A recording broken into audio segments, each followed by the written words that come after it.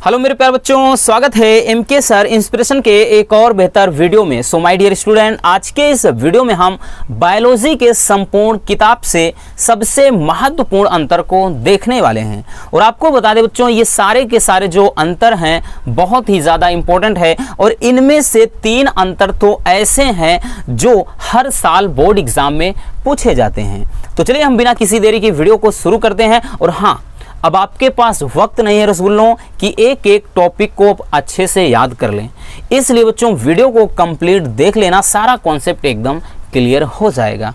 देखिए, पहला अंतर है कि भ्रूण कोश तथा भ्रूण पोष में क्या अंतर है। भ्रूण कोश का मतलब जिसमें भ्रूण रहता है, कोश मतलब होता है बच्चों कमरा, और भ्रूण पोष, पोष यानी पोषण, यानी जो खाने वाला भाग होता है, जैसे मूंगफली में जो हम खाते हैं, उसके बाद चना हो गया, काजू हो गया, ये सारे के सारे भ्रूण पोष के अंतर्गत आते हैं। ठीक है ना। तो चलिए इसमें अंतर देख लेते हैं कि इसमें अंतर क्या है। ध्यान से समझना बच्चों। देखिए, जो भ्रूण कोश होता है यह क्रियाशील गुरु बीजाणु से बनता है। ठीक है ना। किससे बनता है? गुरु बीजाणु से बनता है। और भ्रूण पोष किससे बनता है? यह त्रिसंलयन से बनने वाले भ्रूण पोष केंद्रक से बनता है। अब देखिए, त्रिसंलयन क्या है, अगर इसको आप अच्छे से समझना चाहते हैं तो जो हमने टिप्पणी वाली वीडियो बनाया है उसमें देख लीजिए कि त्रिसंलयन किसे कहते हैं। और बार बार ये पूछा भी जाता है कि त्रिसंलयन क्या है, लेकिन हमें केवल इतना समझना है बच्चों, अंतर में क्या लिखेंगे कि यह क्रियाशील गुरु बीजाणु से बनता है और यह क्या बनता है? भ्रूण पोष केंद्रक से बनता है। दूसरा है कि यह मादा युग्मक को आश्रय देता है। जो भ्रूण कोश होता है, यह मतलब अगर हम बात करें तो ये मादा युग्मक को आश्रय प्रदान करता है। और भ्रूण पोष जो है ये क्या करता है कि विकास के समय या अंकुरण के समय पोषण प्रदान करता है। किसको? भ्रूण को। ठीक है ना। और भ्रूण कोश में तीसरा है कि यह अगुणित होता है। अगुणित मतलब बच्चों, ठीक है ना, जो n होता है, केवल ये क्या होता है? अगुणित होता है।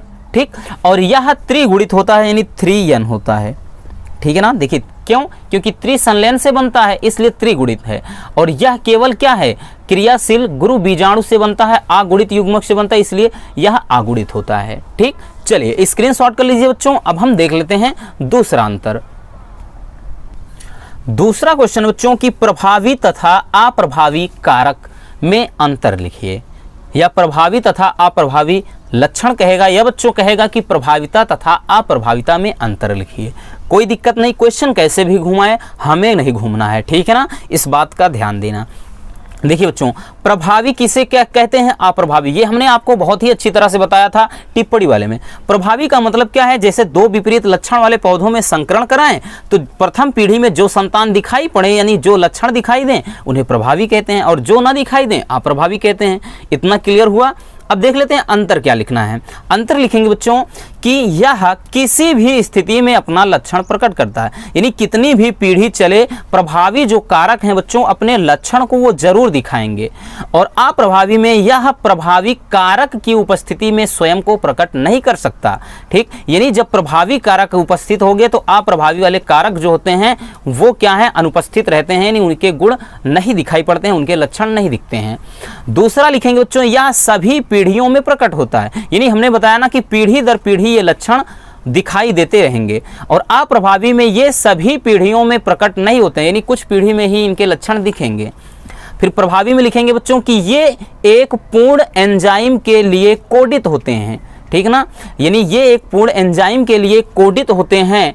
और ये क्या? एक अपूर्ण एंजाइम के लिए कोडित होते हैं। पूर्ण एंजाइम से मतलब ये है बच्चों कि इनके कारक को निर्देशित करने वाले जीन होते हैं, इसी कारण ये लगातार प्रभावी लक्षण दिखाई देते हैं।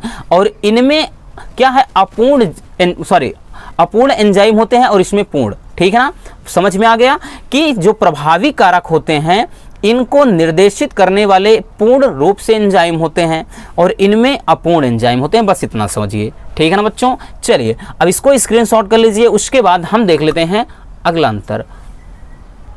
चलिए तीसरा जो अंतर है बच्चों वो है डीएनए तथा आरएनए में अंतर। और बात करें बच्चों जो इम्पोर्टेंट की श्रेणी में ये आता है पहले स्थान पर, मोस्ट इम्पोर्टेंट है और हर साल ये 2 सेट में तो जरूर पूछा जाएगा। ठीक है ना, बाकी कभी कभार 3 से 4 सेट में हो जाता है। 2022 में भी अगर आप देखेंगे तो 2 या 3 सेट में ये क्वेश्चन पूछा गया था। देखिए बहुत ही सिंपल है, बस ध्यान से समझना बच्चों। देखिए डीएनए अगर नाम देखेंगे तो भाई डीएनए का फुल फॉर्म क्या होता है, डीऑक्सी राइबोज न्यूक्लिक एसिड, इसका राइबोज न्यूक्लिक एसिड। तो देखिए डीएनए क्या होता है बच्चों कि यह एक प्रमुख आनुवांशिक पदार्थ है, ठीक है ना। डीएनए क्या है, एक प्रमुख आनुवांशिक पदार्थ है। और आरएनए क्या है कि कुछ विषाणुओं में ही एक आनुवांशिक पदार्थ है, क्योंकि डीएनए अधिकांश प्राणियों में, अधिकांश जीवों में डीएनए पाया जाता है और कुछ विषाणुओं में क्या है, आरएनए उपस्थित होता है, ठीक है ना। दूसरा क्या लिखेंगे बच्चों कि इसमें डीऑक्सीराइबोज शर्करा पाई जाती है, यानी डीएनए में डीऑक्सीराइबोज शर्करा होती है और आरएनए में राइबोज शर्करा पाई जाती है। डीएनए में क्या होता है, इसमें थायमीन क्षार होता है, यानी एडेनिन, ग्वानिन, साइटोसिन और थायमीन। लेकिन इसमें क्या है, थायमीन की जगह पर यूरेसिल क्षार होता है। बात समझ में आई। चलिए अगला डीएनए में क्या लिखेंगे कि यह केंद्रक में पाया जाता है, डीएनए केंद्रक में पाया जाता है। और आरएनए कहाँ पाया जाता है बच्चों, ये कोशिका द्रव्य में पाया जाता है, ठीक। और अगला यहाँ से हम देख लेते हैं, इसकी संरचना द्विकुंडलित होती है, यानी जो इसका आकार होता है इस तरह से, ऐसे इसकी संरचना द्विकुंडलित होती है और इसकी संरचना एकल सूत्री होती है, केवल ये इस तरह से होता है, ठीक। समझ में आ गया। तो ये बच्चों बहुत ही इंपॉर्टेंट है, इसलिए इसे अच्छे से तैयार जरूर कर लेना, ठीक है ना। चलिए इसको स्क्रीनशॉट कर लीजिए। और आपको एक बात और बता दें बच्चों, सारे जो अंतर वाले क्वेश्चन होते हैं वो 3 नंबर में ही पूछे जाते हैं, ठीक। चलिए अब हम देख लेते हैं अगला।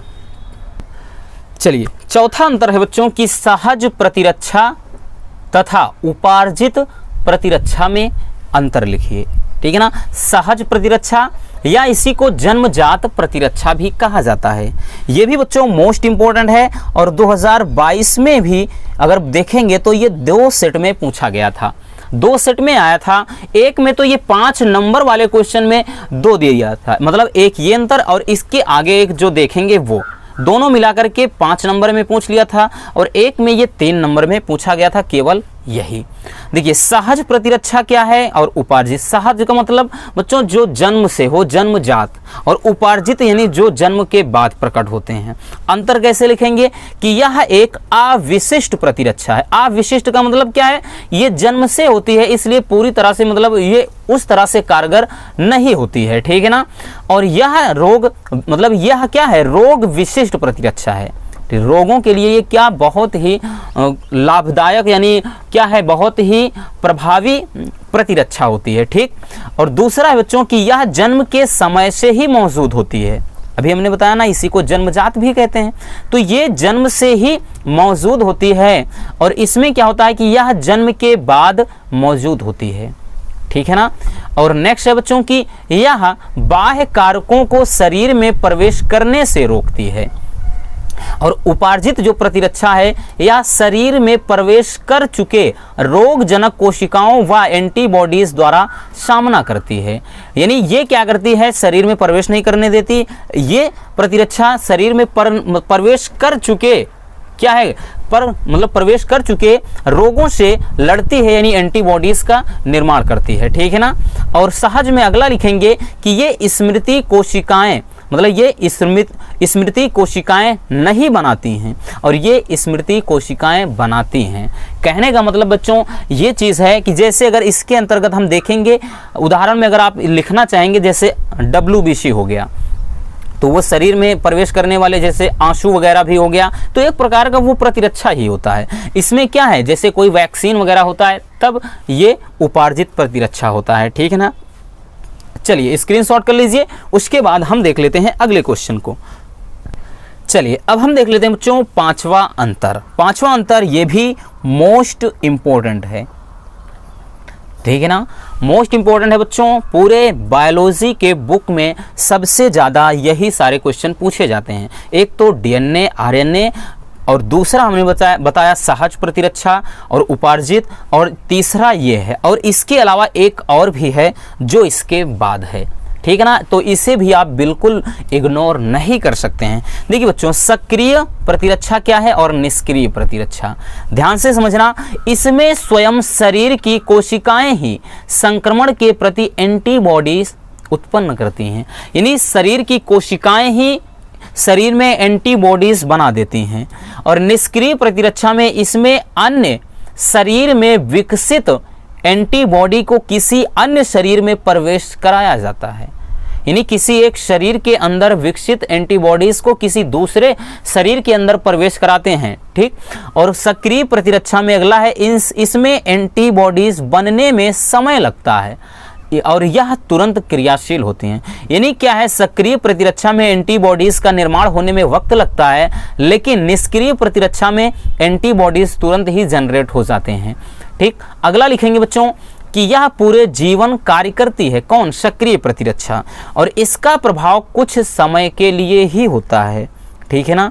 और इसमें देखिए अगला है कि यह हानि रहित होती है, यानी ये हानि नहीं पहुंचाती है, लेकिन निष्क्रिय प्रतिरक्षा इसमें खतरे की संभावना होती है। जैसे देखा होगा कि कोरोना की जब वैक्सीन लगी थी तो क्या है, बहुत सारे बच्चों को या बहुत सारे लोगों को एलर्जी होने लगी थी, शरीर में चुनचुनाहट, बुखार, ये साइड इफेक्ट, ठीक है ना, शरीर में खुजलीपन, ऐसे साइड इफेक्ट देखने को मिले थे। अब भाई ऐसा तो है नहीं एक बार कोरोना का वैक्सीन लग गया तो पूरी लाइफ टाइम आप एकदम से समझ लीजिए कि भाई क्या है, पूरी तरह से सेफ हो गए, ऐसा कुछ भी नहीं है। जो टीका लगता है तो उसका इफेक्ट कुछ ही समय, यानी कुछ ही मान लेते हैं 1 महीने, 2 महीने, 3 महीने या मैक्सिमम 1 साल हो सकता है, लेकिन इससे ज़्यादा नहीं। ठीक है ना, समझ में आ गया बच्चों। चलिए इसको स्क्रीनशॉट कर लीजिए। चलिए छठवां अंतर है बच्चों, सुदम ट्यूमर तथा दुर्दम ट्यूमर में अंतर लिखिए। यह कहेगा सुदम अर्बुद कहेगा, दुर्दम अर्बुद कहेगा। ठीक है ना, इस तरह से भी पूछा जाता है क्वेश्चन, डोंट वरी। देखिए सुदम ट्यूमर क्या है, ध्यान से समझना कि यह किसी प्रभावी अंग तक ही सीमित रहता है, और दुर्दम जो ट्यूमर होता है यह एक अंग से दूसरे अंग तक फैलता है।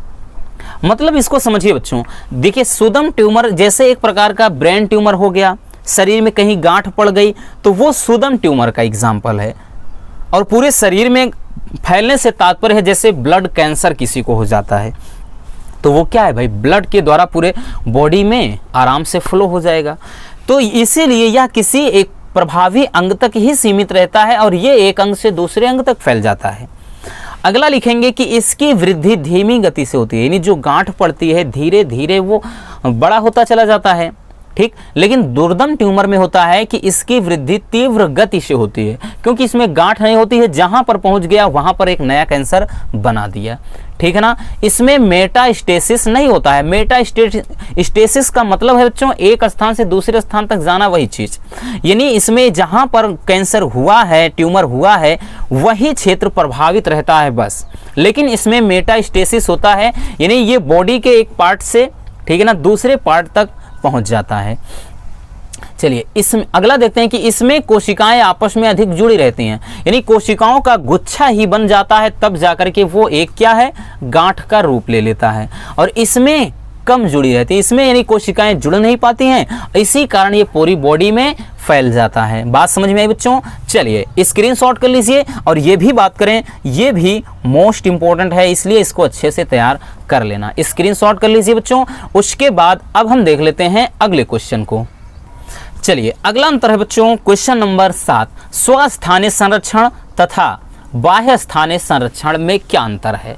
ये भी मोस्ट इंपॉर्टेंट है और इसमें कभी कभार परिभाषा के तौर पर ही अंतर की तरह पूछ लेता है, तो इसे भी आप अच्छे से तैयार कर लेना। 2022 में पूछा गया था कि स्वस्थानीय संरक्षण तथा बाह्य स्थानीय संरक्षण क्या है, ऐसे पूछ लेगा या फिर इनमें अंतर लिखिए। देखिए बच्चों स्वस्थानीय संरक्षण का मतलब है कि किसी भी जीव जंतु को उसी के वास स्थान यानी निवास स्थान पर ही सुरक्षित रखना स्वस्थानीय संरक्षण होता है।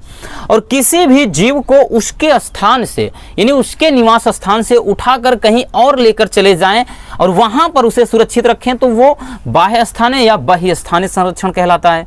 बात समझ में आ गई कि किसी जीव को उसके वास स्थान में सुरक्षित रखना स्वस्थानीय संरक्षण है और उसे उसके निवास स्थान से हटाकर दूर सुरक्षित रखना बाह्य स्थानीय है। अब देखिए इसमें अंतर क्या लिखेंगे बच्चों, ध्यान से समझना। इसमें पूरे पारितंत्र का संरक्षण किया जाता है। स्वस्थानीय में न केवल कोई जीव बल्कि पेड़ पौधों का भी संरक्षण होता है। और बाह्य स्थानीय में इसमें प्रजाति विशेष का ही संरक्षण, यानी किसी एक जीव जंतु को जो आप ले गए हैं उसे क्या करते हैं, वहाँ पर संरक्षित रखा जाता है। जैसे अपने यहाँ क्या है भाई, मोदी जी ने क्या किया भाई, जो चीते बाघ उनको लाए हैं संरक्षित करने के लिए, तो वो बाह्य स्थानीय संरक्षण हो गया, ठीक है ना। और दूसरा इसमें क्या लिखेंगे कि यह स्थानिक प्रजातियों के संरक्षण की सर्वोत्तम विधि है, यानी किसी भी जीव को उसके निवास स्थान में सुरक्षित रखना है तो उसके लिए सबसे अच्छी विधि स्वस्थानीय संरक्षण है। और इसमें क्या, यह स्थानिक प्रजातियों के संरक्षण हेतु नहीं है, यानी इसमें स्थानीय प्रजातियों का संरक्षण नहीं किया जा सकता है। और स्वस्थानीय में अगला लिखेंगे, इसमें अधिक स्थान की आवश्यकता होती है, क्योंकि भाई पेड़ पौधे भी सुरक्षित रखना है और विभिन्न प्रकार के प्रजाति भी, तो उसके लिए स्वस्थानीय संरक्षण होगा। और ऐसे में क्या है, बहुत ज़्यादा स्थान की ज़रूरत पड़ेगी, बहुत क्षेत्र चाहिए। लेकिन इसमें क्या होता है, इसमें कम स्थान की आवश्यकता होती है। क्यों? क्योंकि इसमें किसी एक प्राणी विशेष का ही संरक्षण होता है, ये पहले भी बताया आपने, ठीक है ना। अगला लिखेंगे बच्चों कि इसमें एक जीव से संबंधित अन्य जीव भी संरक्षित रहते हैं। जैसे कोई पेड़ है तो भाई उस पेड़ पर निर्भर रहने वाले जीव भी सुरक्षित रहेंगे। और इसमें केवल उसी प्रजाति का संरक्षण होता है, यानी जैसे कोई जीव है तो केवल उसी का, उससे संबंधित जीव का संरक्षण नहीं होता है, ठीक है ना। चलिए स्क्रीनशॉट कर लीजिए बच्चों इसको, उसके बाद हम देख लेते हैं अगले क्वेश्चन को। चलिए 8वां अंतर बच्चों, ये भी मोस्ट इंपॉर्टेंट है, हालांकि 2022 में नहीं पूछा गया था लेकिन फिर भी इंपॉर्टेंट है कि स्वपरागण तथा परपरागण में अंतर लिखिए। कि स्वपरागण क्या है बच्चों, आपको अच्छी तरह से पता होगा कि किसी भी पौधे में जो पुष्प होते हैं, उसी पुष्प में या उसी पौधे के दूसरे पुष्प में अगर परागण होता है, स्वपरागण। परपरागण में क्या होता है, एक ही जाति के दो पौधों के बीच परागण हो रहा है तो वो परपरागण, ठीक है ना। लेकिन हमें यहाँ डेफिनेशन नहीं बल्कि अंतर को समझना है। अंतर क्या लिखेंगे कि यह एक ही पौधों के पुष्पों के बीच होता है, जबकि परपरागण क्या होता है, एक ही जाति के दो पौधों के बीच होता है। स्वपरागण में अगला लिखेंगे बच्चों कि इसके लिए पुष्प का द्विलिंगी होना आवश्यक है, क्योंकि सेल्फ पॉलिनेशन अगर होना है तो उसके लिए पुष्प का द्विलिंगी होना जरूरी है। नर और मादा एक ही फूल में होंगे तभी जाकर के बच्चों स्वपरागण हो पाएगा। लेकिन परपरागण के लिए पुष्प का द्विलिंगी होना आवश्यक नहीं है। भाई पुष्प एक लिंगी भी हो सकता है, द्विलिंगी भी हो सकता है, ये कोई दिक्कत नहीं है, ठीक ना। चलिए अगला लिखेंगे कि इसमें परागकण कम खर्च होते हैं। क्यों? क्योंकि भाई परागकण को सफर तय करने में भाई कम दूरी होती है, यानी एक ही पुष्प के अंदर होना है या उसी पौधे में होना है, तो इसके लिए परागकण जो है बहुत ही कम खर्च होते हैं। लेकिन परपरागण में क्या है, परागकण अधिक खर्च होते हैं। जैसे भाई वायु द्वारा एक स्थान से दूसरे स्थान पर परागकण उड़कर जा रहे हैं तो कुछ परागकण तो रास्ते में ही बेकार हो जाएंगे, गिर जाएंगे, तो इसीलिए इसमें परागकण अधिक खर्च होते हैं। अगला लिखेंगे बच्चों कि इसके लिए माध्यम की आवश्यकता नहीं होती है, ठीक है ना। स्वपरागण के लिए माध्यम की कोई ज़रूरत नहीं है, लेकिन परपरागण के लिए माध्यम की ज़रूरत होती है।